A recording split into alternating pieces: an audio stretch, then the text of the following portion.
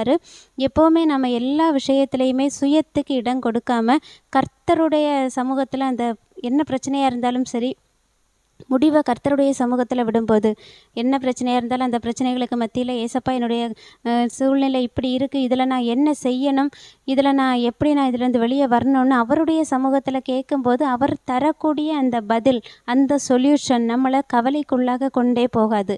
நம்ம கண்ணீர் சிந்தவே மாட்டோம். நம்ம அவர் கொடுக்கக்கூடிய அந்த சொல்யூஷன் நம்மளுடைய வாழ்க்கையில் எப்படிப்பட்டதாக இருக்கும்னா, அது நமக்கு ஜீவனை கொடுக்கக்கூடியதாக இருக்கும். அதை பிரச்சனையிலேருந்து ஒரு அப்பாடா நம்ம வெளியே வந்துட்டோம் அப்படின்னு ஒரு ரிலீஃபாக இருக்கும். அதனால நம்ம எப்போவுமே அவருடைய சமூகத்தில் முழுமையாக நம்மளை அர்ப்பணிக்கும் போது எல்லா காரியங்களையும் கர்த்தரே பொறுப்பெடுத்து நடத்துவார்.